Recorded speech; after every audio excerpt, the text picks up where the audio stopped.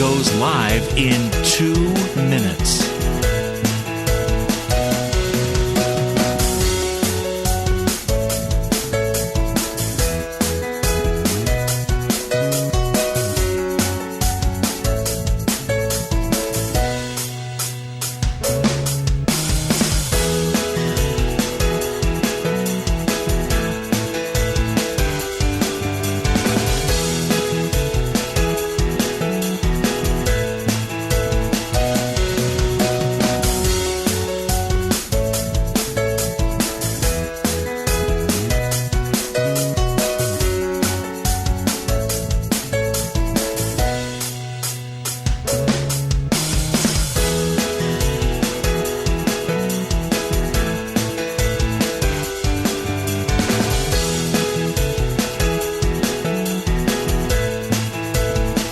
Lynn Cullen live in 1 minute.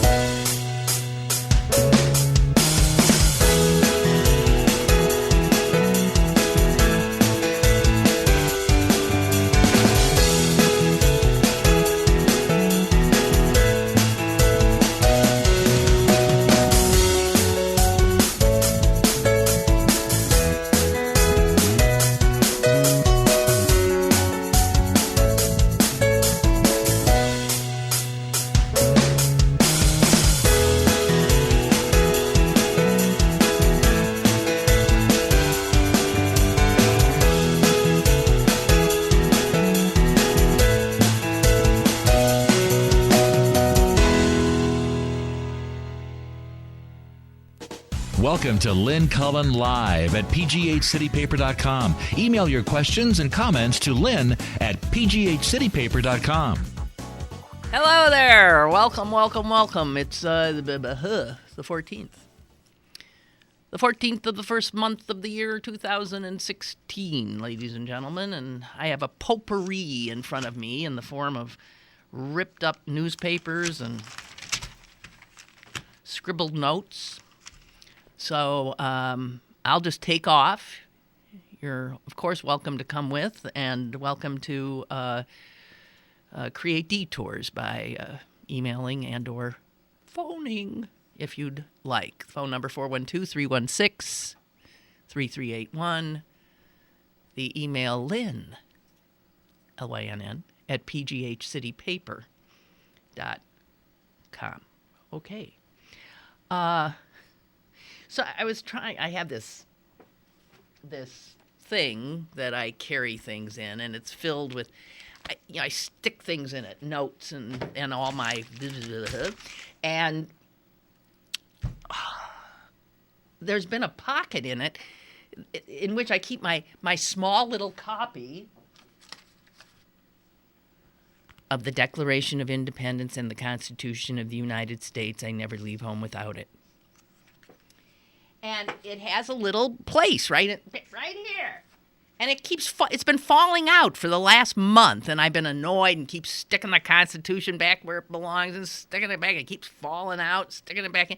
And today I actually took the time, just about 4 minutes ago, to see what was at the bottom of the pocket that was sort of like pushing it out. And I came up with a wad of paper, just this big, little teeny scrap. Since I trade and traffic in scraps of paper. And it's a letter to the editor from 5 years ago. And I must have loved it, I thought, or I wouldn't have stuck it in there. And I read it again, and I see why I kept it. And I think I'll continue to keep it. Because it reflected a thought that I had maybe 15 years ago. I'm bad at timelines now because when you get older, you get all mixed up. I think about 15, 20 years ago, I know when I really had it underscored was on the days after 9/11. So we'll take it back at least that far. And that is that the whole social contract that I understood as a child and adult, all through my life, of what my citizenship meant, my being a citizen of the United States of America, what that meant. It's something I learned in civics class. It's something I learned from my parents and their example. And what is it to be a citizen? And I understood that there was responsibility that went with that had to do with paying attention and taking part, being watchful, since this was a government by, and for the people. And since I was one of those people, I felt that the least I could do for the freedoms I was granted by my citizenship was to be a good citizen, to pay attention. And then it slowly began to dawn on me. And it was because of what our leaders, mostly presidents, said. And I know George W. put the fork in it. But the way people in leadership started to talk to us. And I began to see that they had taken that word that begins with a C, citizen, and turned it into another word that begins with a C. And that other word was consumer. And that all of a sudden, I could see I was being approached from above by people who supposedly represented our government. And I was not, it was all of a sudden I ceased to be a citizen with all the things that entailed, the paying attention, taking part. And it was clear that my number one job now, according to the people in charge, was that I spend my money. Consumer.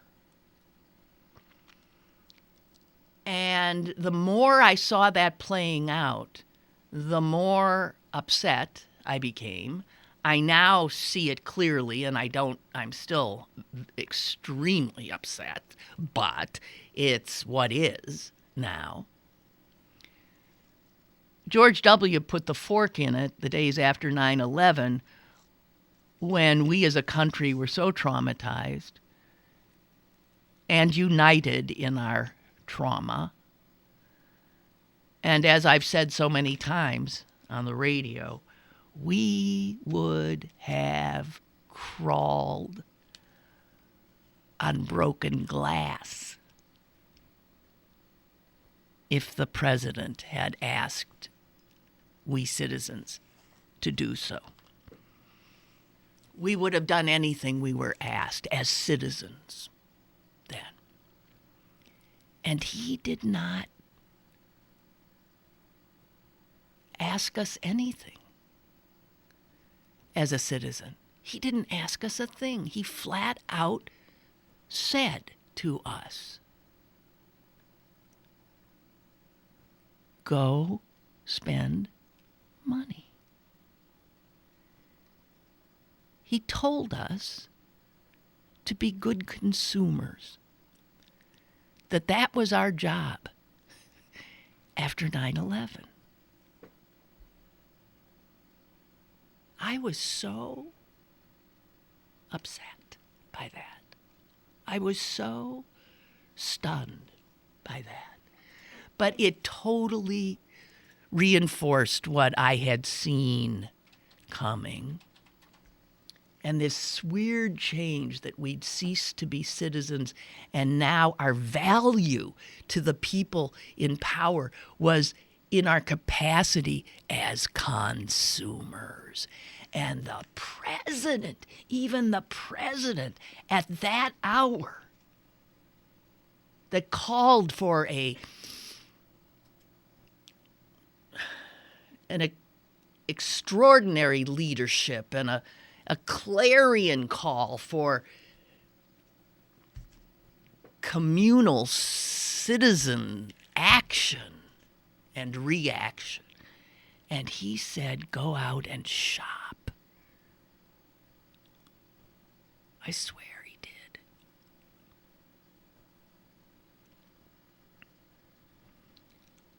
It's a big part of the problem. This strange devaluation of our citizenship and the elevation of our pocketbooks and our lust for acquisition. And this little crumpled up thing that we kept pushing the Constitution and the Declaration of Independence out of my little black thing here is about that. Very concisely put. Written, I'll read it to you, written by Richard Sclove of Massachusetts.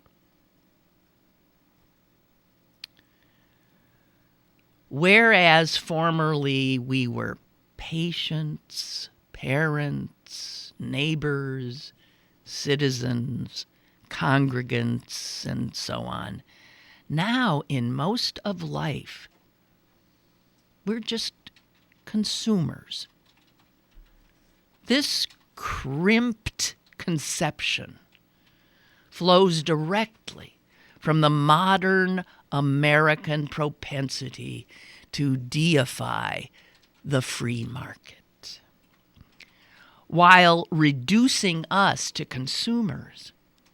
Free market fundamentalism also corrodes, corrupts, or demonizes all other basic social instruments like effective government programs and regulations. The deification of the free market cannot coexist with a robust concern for the common good.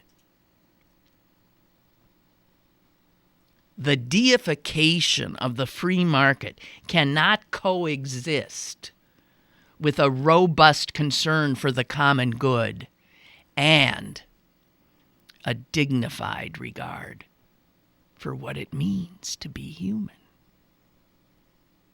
Because what it means to be, I think, well done.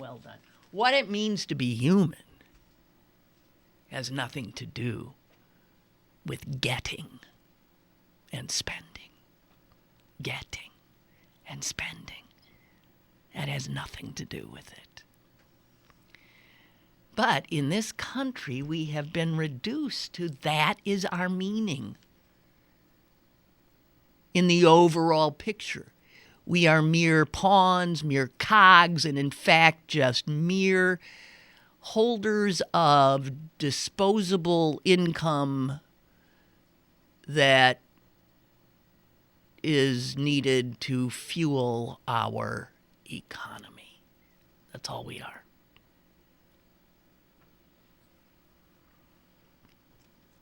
So anyway, I didn't mean to do that, but that turns out that little note from the past was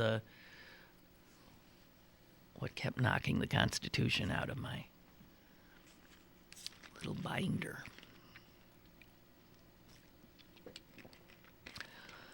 You know, I rail about football a lot. I also clearly am seduced by it, and I just want to share with you a wonderful kind of little item that I was aware of, but the Wall Street Journal actually today did a story on it, on a specific player, on a player that I always root for. Unfortunately, he's going to be playing against my Green Bay Packers this weekend, but I cannot ever root against him. His name is Larry Fitzgerald. He is a receiver with the Arizona Cardinals. He first came to my attention when he was in college because he went to the University of Pittsburgh.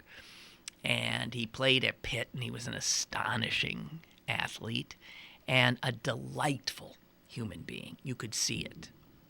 You know how on people's faces it's there? You can just see it. And they're talking about how he's having the year out of, everyone thought he was finished. He's old now. He's 32. And he's having this comeback year. He's shattering everybody. But they're saying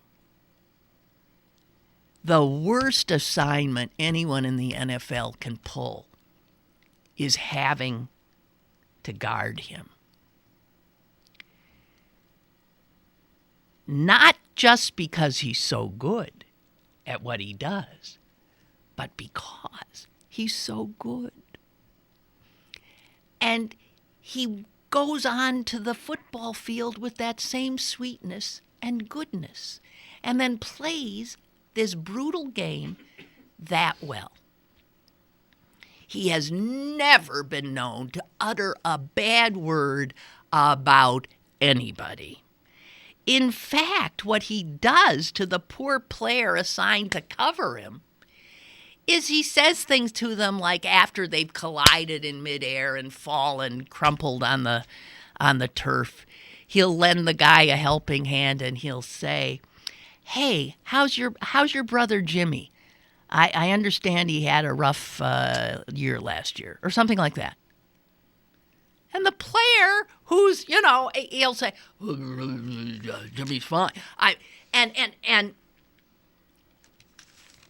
What these other players who have had to guard him say, he takes my game away. I can't, they psych themselves up before the game. I'm going to get him. You see it on that aggression that is seemingly required to play this brutal game well. And he disarms, literally, everyone who he encounters on the field. So there are all of these little stories from these poor safeties who have had to guard him, or cornerbacks, right? Is that the same thing? The defense. They say, it just drives him crazy. He's saying sweet things to you the whole time. He's even congratulating you on your play. He's saying, "Man, I wish you the best. You're having a great year." Things like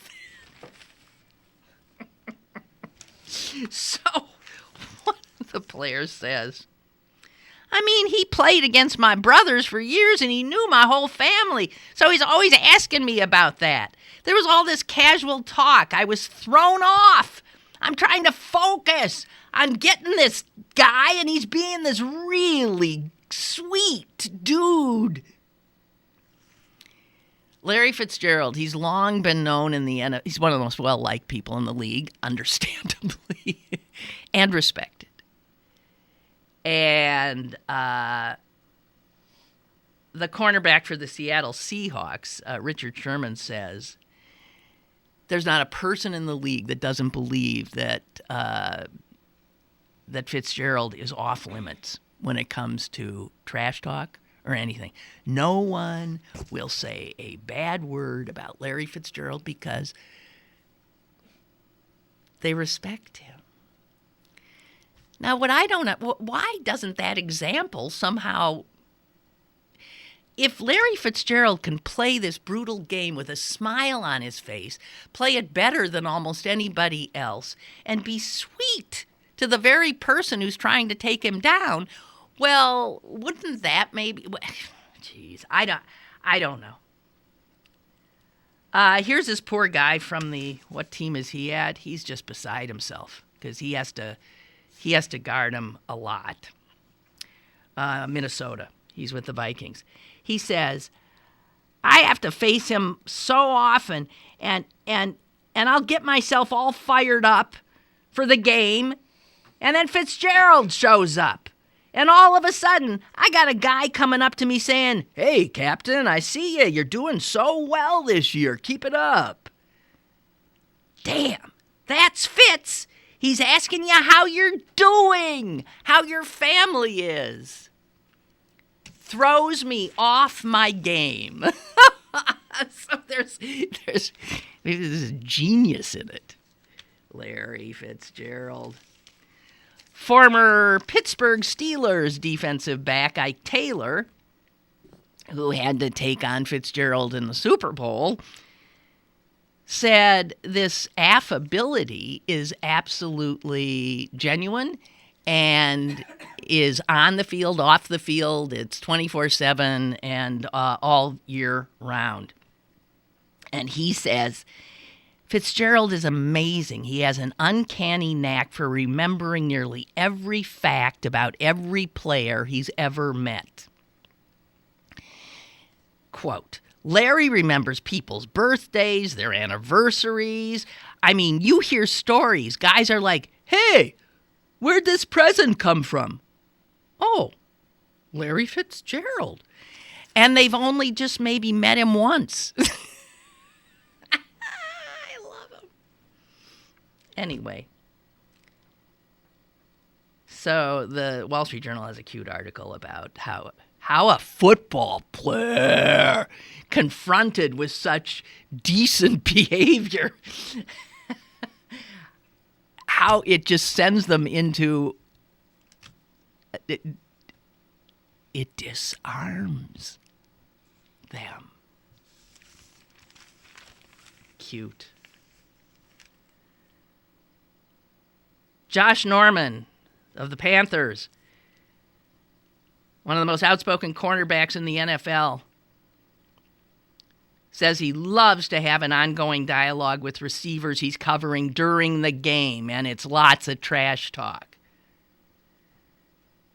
He says, if a receiver talks, he gets me going. If he doesn't, I've got to find something else to do.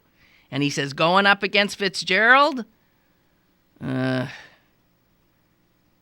He didn't say a word for the entire game. It was, Josh Norman remembered, one of the more professional encounters in football he can ever remember. And he said, he's just a genuine human being. And you can't trash talk that.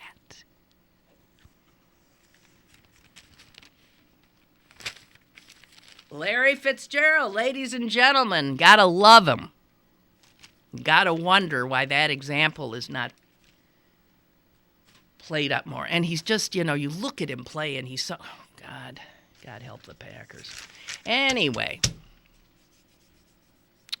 speaking of good things, too, and good people, last week when Celine was off in India, as you'll recall, Alex was here in her stead, and he was a wreck one day when it had snowed a little bit because he didn't have time to get to his volunteer gig as a snow angel to an elderly woman in the neighborhood. Well, I had never heard of this program. I wasn't surprised that Alex was part of it, but I'd never heard of this. And Brian O'Neill, in his column today, is trying to get the profile of the Snow Angels program a bit higher because they've got a waiting list of disabled and older people who cannot shovel their walkways and steps, and they're waiting to be matched with a volunteer. So I just have to share with you, and I want to give them a little leg up too by passing this on to you, lest you might find yourself as sweet as Larry Fitzgerald and Alex Gordon. So Brian O'Neill tells us about one of the other snow angels. It's a woman named Beth Kibe, and she lives in Brentwood. And she signed up. You only have to do one. You sign up, you're paired with somebody. This woman has signed up for 5 people's homes, But she also does her mother's neighbor, and her aunt's house. This woman, when it snows, ends up in Overbrook, Bonaire, Carrick, and Brentwood, shoveling all of those. I mean, God bless her. And she says she does it because the first major snow was the other day, right? And she said to Brian O'Neill, she said, I just do it because I love hearing people say to me, oh, you're back. It's my angel. Now, that makes this woman wonderful enough, but let me add one more fact to this that'll blow your mind. Beth Kibe, who shovels all of those people's walkways and driveways, is a mother of 4 children aged 2, 3, 11, and 13. Now, normally, if you're a mother of a 2-year-old, a 3-year-old, an 11-year-old, and a 13-year-old, you're given a pass if somebody comes around and asks you to be a snow angel.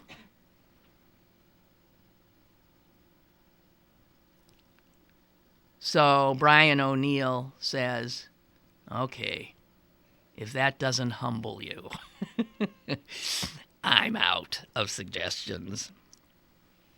So then he challenges us. He challenges millennials, too. He says, so, all you millennials with gym memberships and fading 5K t-shirts, listen up.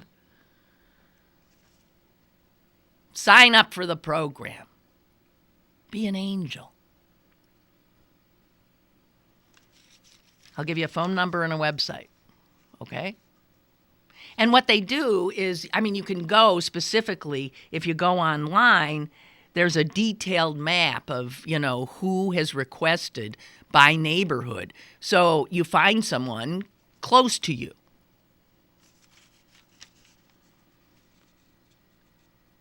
You can go to AlleghenySnowAngels.org. AlleghenySnowAngels.org. Simple as that.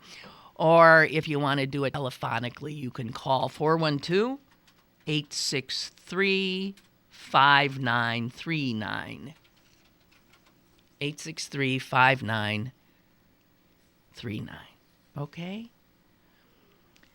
Listening to Larry Fitzgerald's wonderful story, I mean, just a bit of it, and knowing that there is this need out there, and talking about our demotion from citizens to consumers, this is a great way to reclaim citizenship, I think.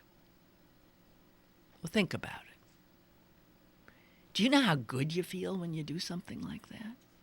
Or how miserable, like poor Alex when he thought, well, I'm producing Lynn Cullen show this morning. I can't. Oh, my God, I didn't know it had snowed. It's okay. I'm sure you've got, leeway in a window. You can have a job and get to them as soon as you're able. But I just wanted to...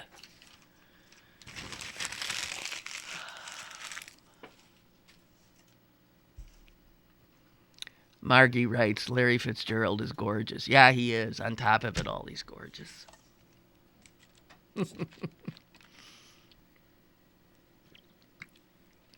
Isn't it funny how we take pride? I mean, I know I do, in ownership. So the fact that he was at Pitt means we have a part of him. And I want to, I want to own him. I want to be able to, Larry Fitzgerald, wonderful human being. And he came through these parts. We didn't screw him up, obviously. So, what else? I mean, I got serious stuff here, but if you don't mind, let me just hold it in abeyance for a while. And this is weird. When last night I was in bed, and trying to turn my head off, which is not easy, and praying to the sleep gods to let me turn my head off. And I began thinking of the fact that my brother, my older brother, is going to turn 70. What do you mean he's going to turn 70? What do you mean? He's still immature, like me. Shit. And then I thought, oh my God, that was the same age that my dad was when I spent about 6 months putting together a surprise for my father's 70th birthday, which was a video, turned out to be about 20 minutes long, I think, 25 minutes long, of his life, and a celebration. And I don't think there's anything in my life that I put that much work and love into. I traveled around the country. I did surreptitious things to get around so he wouldn't know. I was all over the place. And one of my greatest, I ended up interviewing, I met so many wonderful people doing it. Because in looking at his life, I tried to contact people who had known him way back. So that I interviewed a high school friend of his who was at the time a federal judge in Milwaukee. And this guy, he was so wonderful. He was game. He said, so where do you want to do this? I said, well, I'd really want to do it with you in your black robes, sitting on your bench, and we'll shoot up at you. And you can pronounce whatever you're going to pronounce from on high. Well, this guy was brilliant and hysterical and funny. And he put it to my dad. He did sort of a roast thing. It was one. He got on him for being, and you were always Marie McKnight's pet. Oh, Norman Miller. Couldn't do it. And he had grievances from way back. And in fact, the English teacher, Marie McKnight, East High School, 1920s, 30s. I had a letter that she had written to my father in 1939 when his father died suddenly, and he was still in high school. He was a senior. And this letter is so amazing and so moving. So I could go from the federal judge to Marie McKnight's actual letter telling my dad that he was going to make it and to make his dad proud and all of his stuff. It just rips your heart out, this letter. And it reminded me of all I was thinking, oh my God, I thought of my father as so totally old then. And now my brother. And I began to think of the other adventures I had doing that thing. When my dad went off to high school shortly after getting that letter, consoling him, he went off as a grieving kid. His mother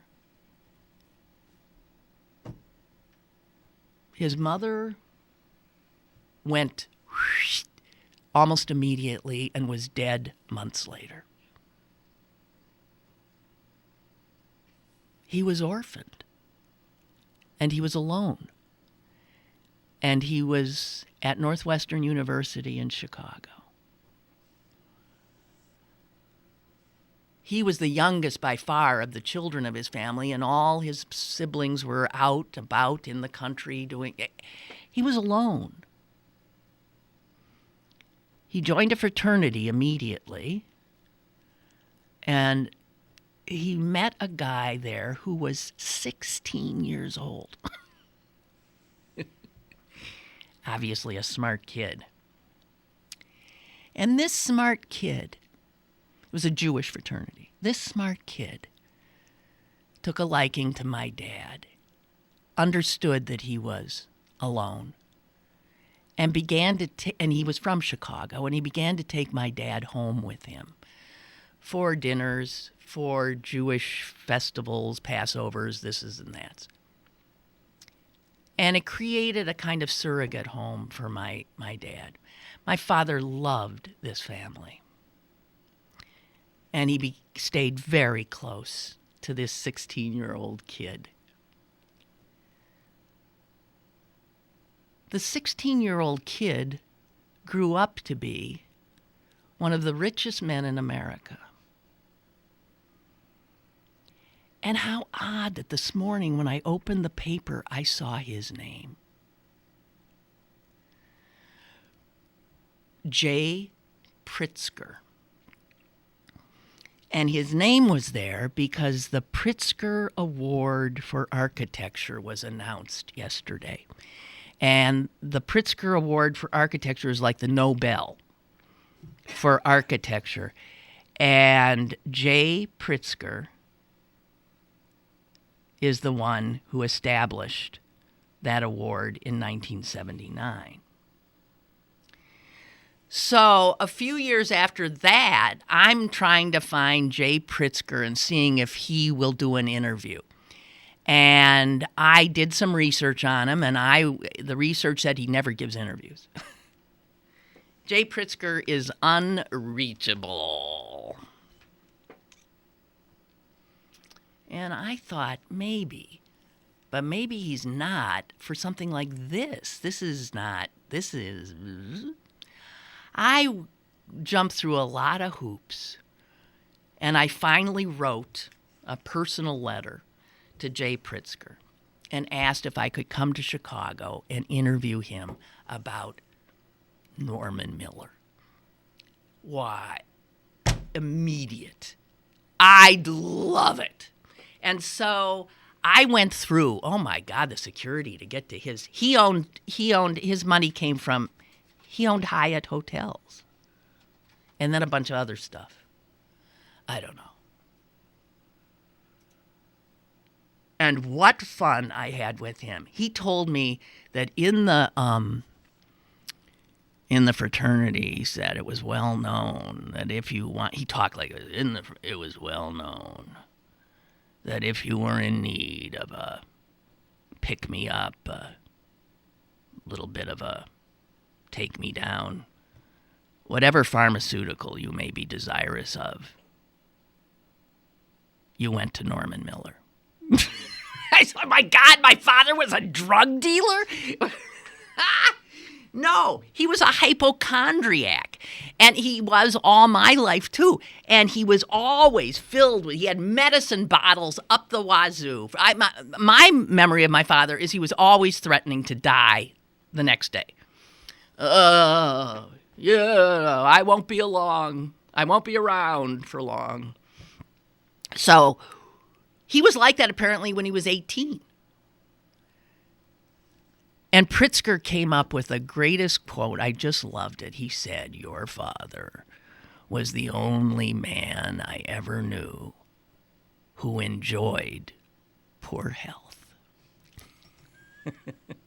He didn't. He had poor health all his life. But I thought, how odd, trying to go to bed last night.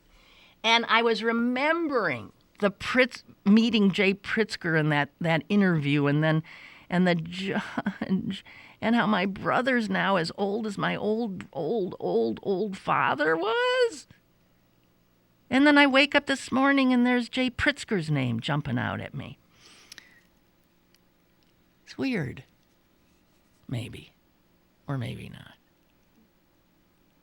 But it was on my mind. And life.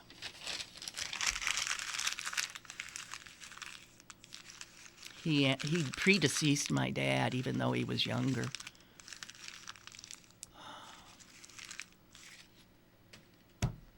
Anyway. So, what do we got? Larry Fitzgerald is gorgeous. Margie, what's shocking? You see, I see your stuff. I don't know what you're talking. Oh, Margie says, I'm going to be 50 next month, and that's shocking. It is. These things are shocking. Celine will be shocked when she's 30. These things happen. And then it just goes.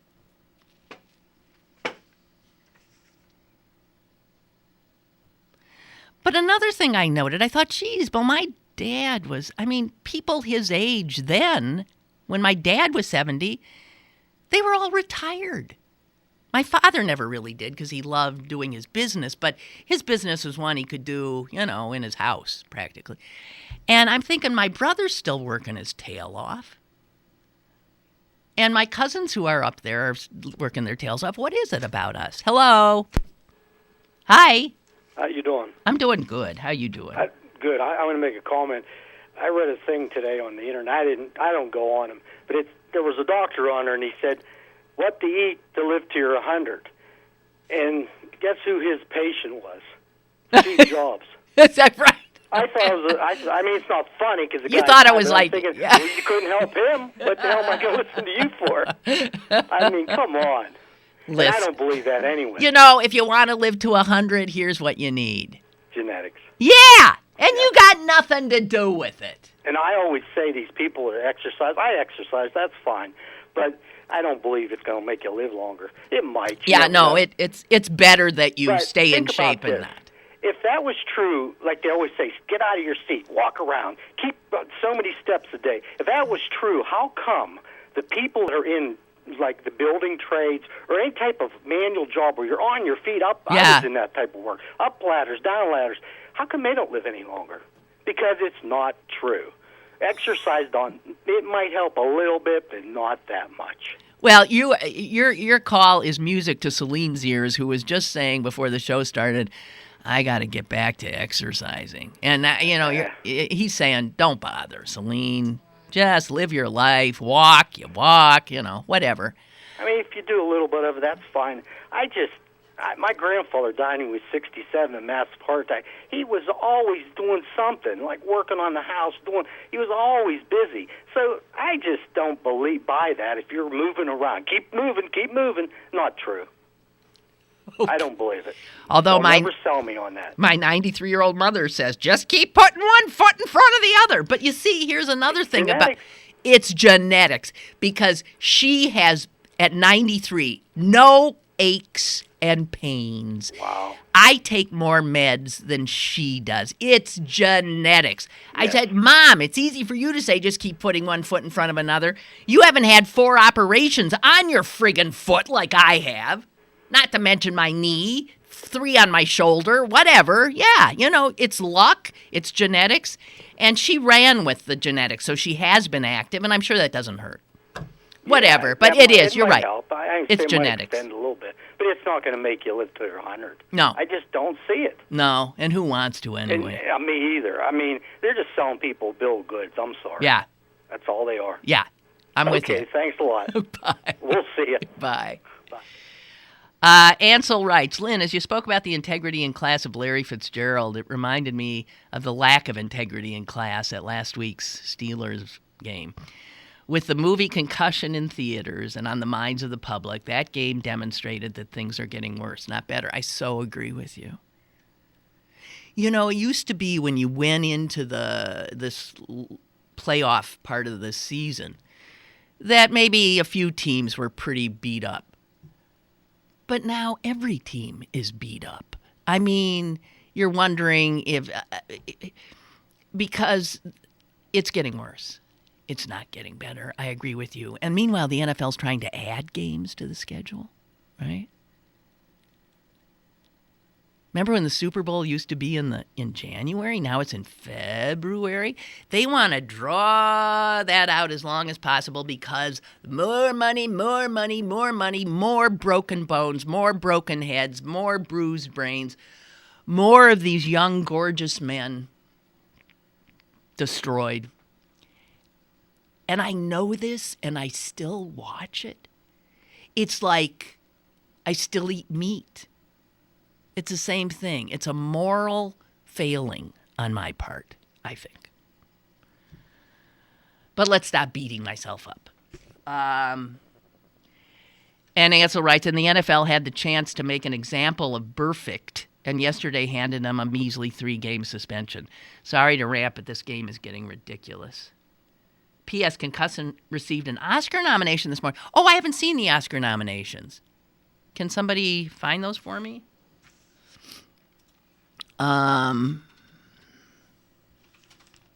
Okay. What else? I don't know. What have I been talking about today? Nothing. Letter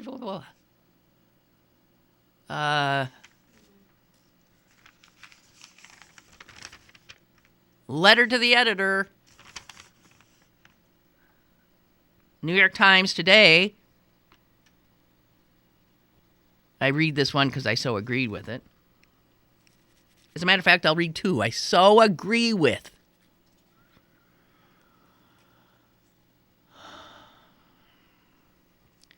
President Obama nailed it Tuesday evening.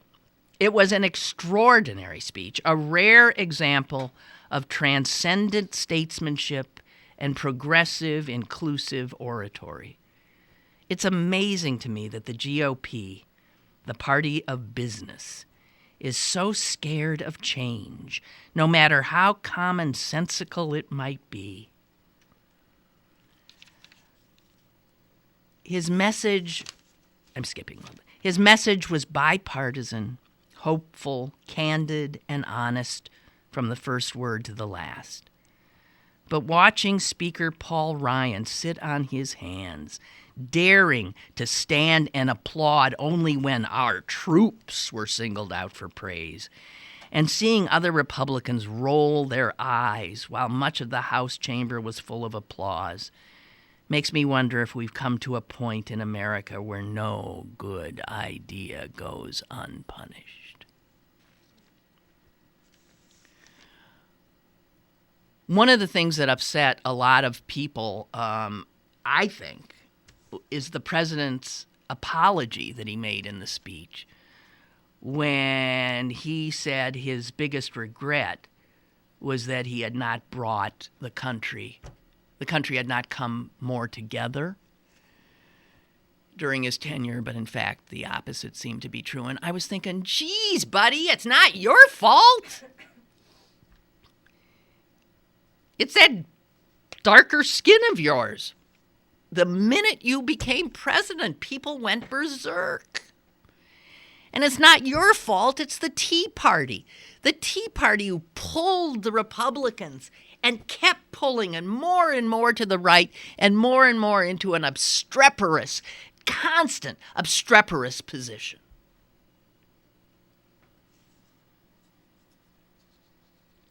Now, the next letter I want to read sort of takes that part up. In his State of the Union address, President Obama asserted that, quote, a president with the gifts of Lincoln or Roosevelt might have better bridged the divide. This is when he's taking himself to task. I'm sorry I wasn't Lincoln. I'm sorry I wasn't Roosevelt. And this letter writer says the president sold himself short. Lincoln's presidency was dominated by the Civil War, a conflict set off in part by his election, and his death came at the hands of a man who could not abide the results of that conflict. And for his first 2 terms, FDR presided over a deeply fractured nation. Republicans called him a traitor, and fought tooth and nail against the New Deal. As the clouds of war gathered, Roosevelt's internationalist policies provoked marches and rallies in which thousands of Americans demanded that the United States remain neutral. Lincoln and Roosevelt have emerged as symbols of America, not because they governed in times of unity, but because their visions for this nation, which they expressed during times of deep division, turned out to be right. Their vision during times of division turned out to be right. Some of us believe that history will deliver the same verdict on President Obama.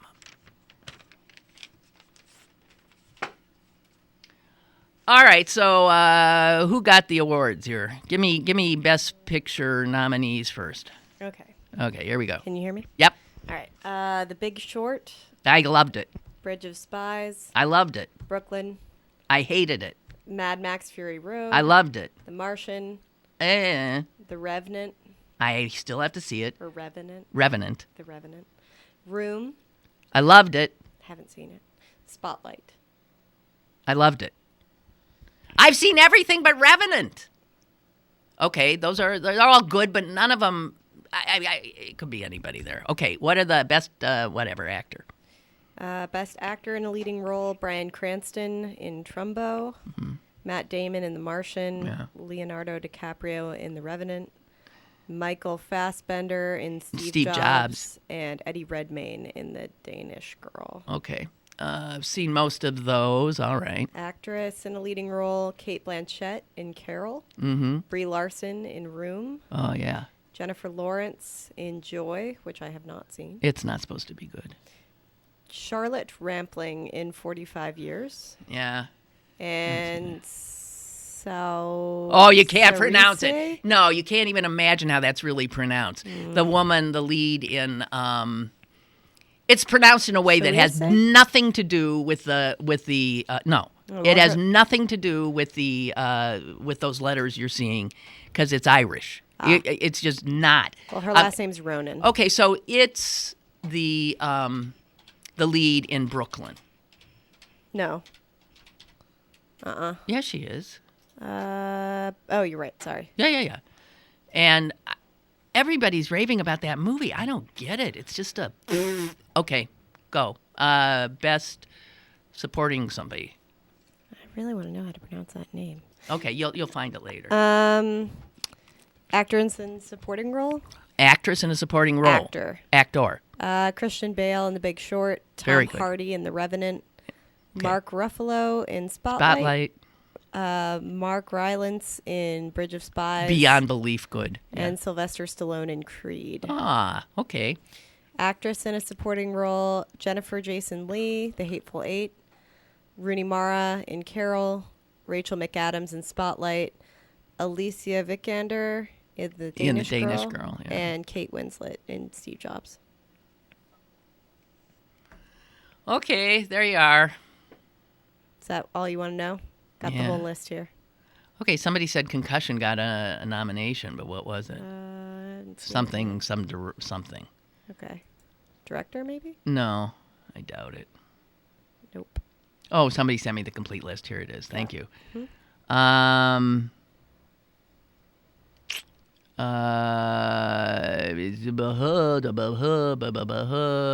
Yeah, costume design, Carol. I was telling Celine, the movie is fine. I mean, but go just to look at the clothes. God, just beautiful, beautiful. I'm not seeing anything at the moment yet for Concussion. Sorry. Sorry. Isn't this interesting, watching me scroll through things? I'm just so curious. I can't stand it. Original screenplay, I like these. Bridge of Spies, Ex Machina, Inside Out, which is delightful if you've not seen that. Spotlight and Straight Outta Compton. Those are all really good. And I don't see Concussion anywhere. If somebody told me that Concussion I don't know where the hell it is. Concussion, which I wanted to love, is just not a great movie. It's a great piece of information and propaganda, good propaganda, if you ask me. But, nah. Okay. Well, whatever. I'm looking.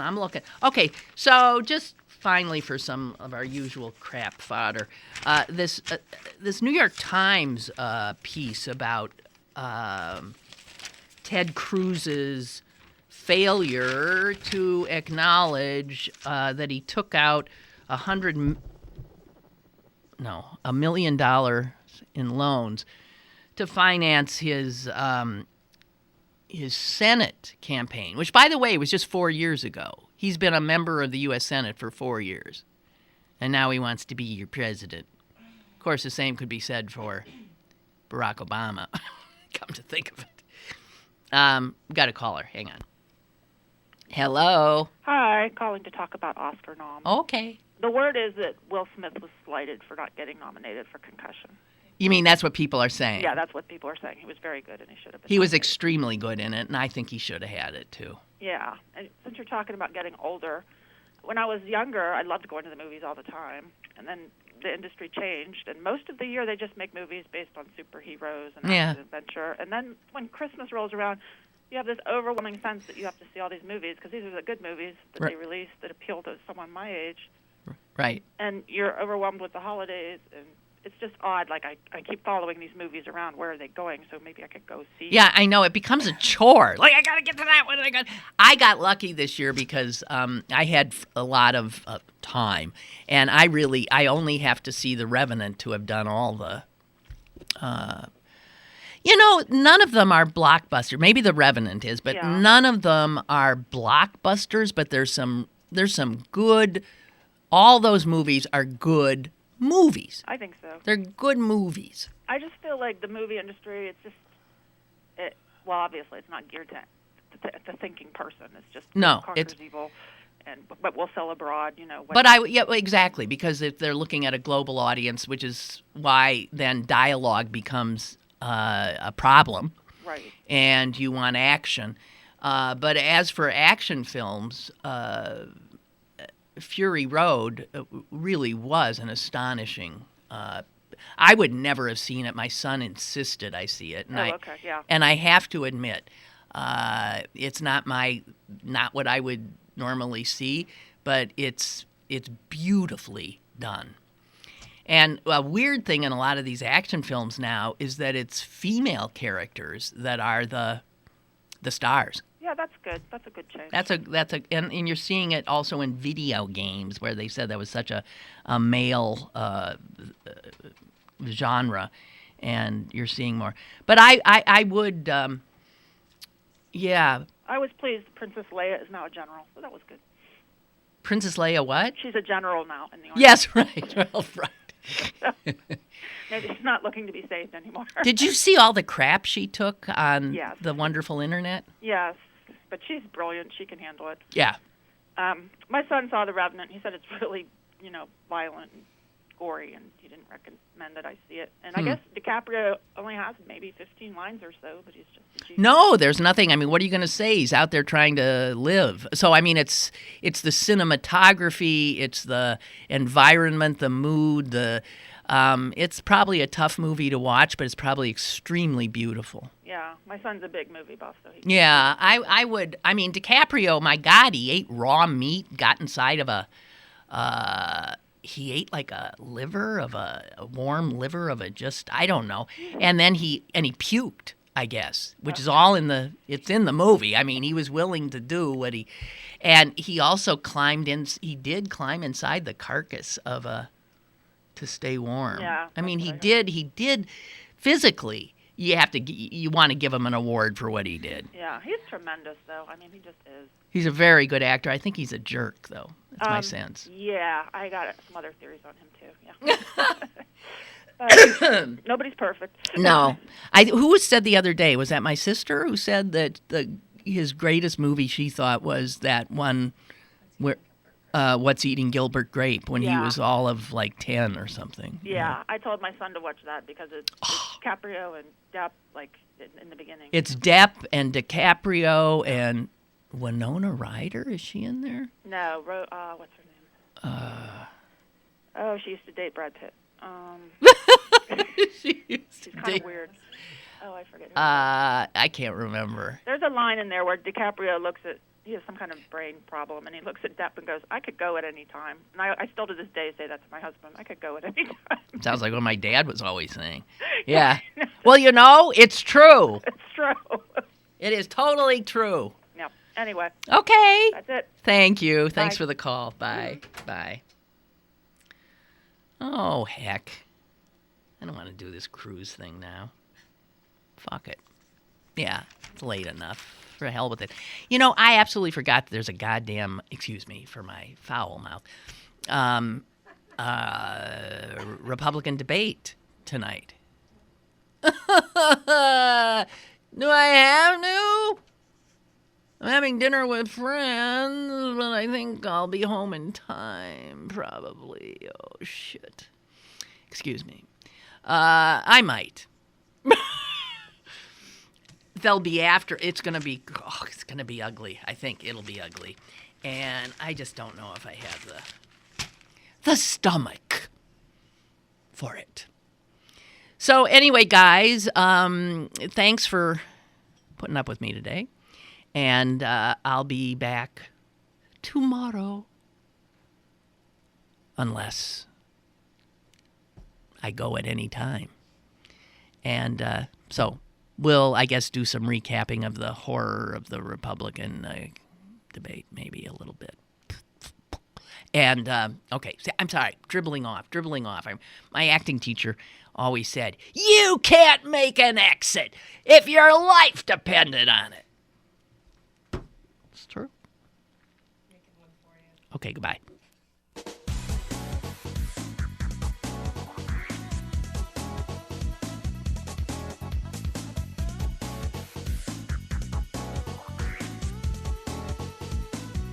Lynn Cullen Live, Monday through Friday from 10 a.m. to 11 a.m. and archived at pghcitypaper.com. The opinions expressed on Lynn Cullen Live are those of the host and do not necessarily reflect the viewpoints of Pittsburgh City Paper, Steel City Media, and its advertisers.